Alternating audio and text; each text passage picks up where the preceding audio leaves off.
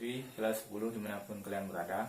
Mengingat situasi dan kondisi kita dalam suasana wabah COVID yang lagi merebak ini, Bapak buatkan video pembelajaran untuk kalian. Baiklah, untuk mempersingkat waktu, langsung saja kita pada materi. Materi kita pada kali ini yaitu Ketentuan UUD NRI tahun 1945 dalam kehidupan berbangsa dan bernegara.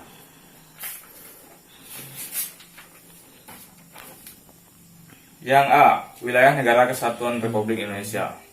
Bagian 1. Memetakan wilayah Negara Kesatuan Republik Indonesia. Indonesia adalah negara kepulauan. Hal itu ditegaskan dalam pasal 25A UUD Negara Republik Indonesia tahun 1945 yang menyatakan bahwa Negara Kesatuan Republik Indonesia adalah sebuah negara kepulauan yang bercirikan Nusantara dengan wilayah yang batas-batas dan hak-haknya ditetapkan oleh undang-undang.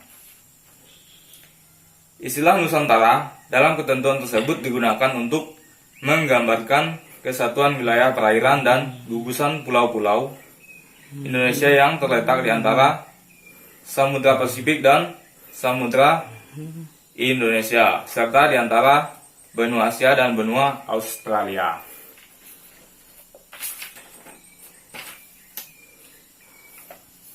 Luas wilayah Negara Kesatuan Republik Indonesia itu sendiri yaitu 5.180.053 km persegi, yang terdiri atas wilayah daratannya seluas 1.922.570 km persegi dan wilayah lautan seluas 3.257.483 km persegi. Jadi lebih luas perairannya ketimbang daratannya. Berikutnya, zona laut teritorial.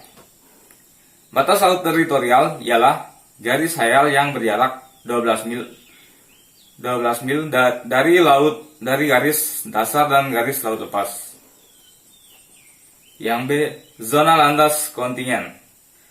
Landas kontingen ialah dasar laut yang secara geologis maupun morfologis merupakan lanjutan dari sebuah kontingen atau benua. Kedalaman lautnya kurang dari 150 meter. Kemudian, zona ekonomi eksklusif. Zona ekonomi eksklusif adalah jalur laut selebar 200 mil, laut ke arah laut terbuka dan diukur dari garis dasar.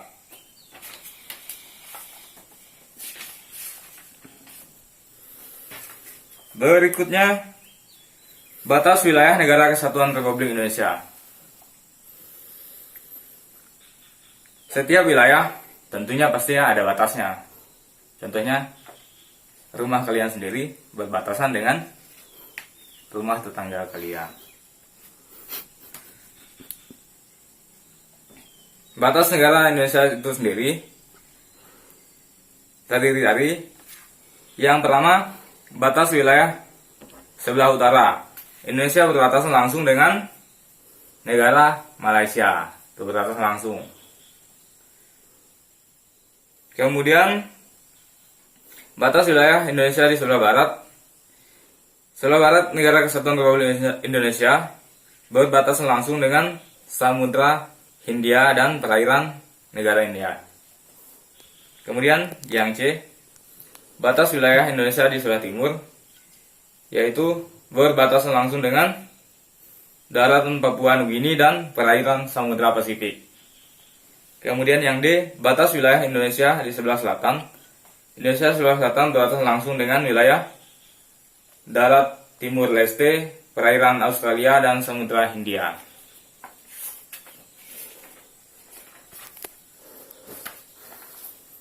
Kemudian, lanjut berikutnya. Kedudukan warga negara dan penduduk Indonesia. Kewarganegaraan Republik Indonesia diatur dalam Undang-Undang Nomor 12 Tahun 2006.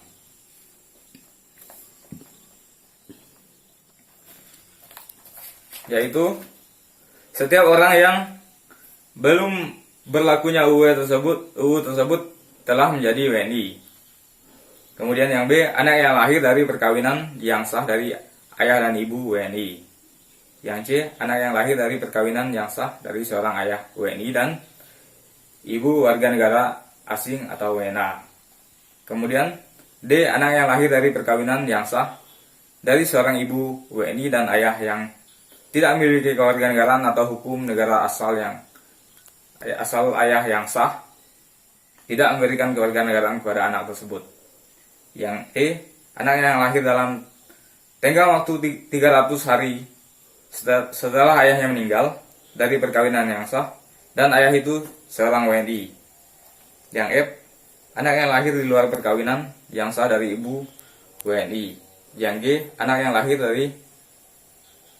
lahir di luar perkawinan yang sah dari ibu WNA yang diakui oleh seorang ayah WNI sebagai anaknya dan pengakuan itu dilakukan sebelum anak tersebut berusia 18 tahun atau belum kawin. Yang H, anak yang lahir di wilayah Negara Kesatuan Republik Indonesia tidak jelas status kewarganegaraan ayah dan ibunya. Yang I, anak yang lahir yang ditemukan di wilayah Negara Republik Indonesia selama ayah dan ibunya tidak diketahui. Kemudian J, anak yang lahir di wilayah Negara Kesatuan Republik Indonesia apabila ayah dan ibunya tidak memiliki kewarganegaraan atau tidak diketahui keberadaannya. Kemudian yang K, anak yang lahir di luar wilayah Republik Indonesia dari ayah dan ibu WNI yang karena ketentuan dari negara tempat anak tersebut dilahirkan memberikan kewarganegaraan kepada anak yang bersangkutan. Yang I, anak dari seorang ayah atau ibu yang telah dikabulkan permohonan kewarganegaraannya kemudian ayah dan ibu meninggal dunia sebelum mengucapkan sumpah dan menyatakan janji setia.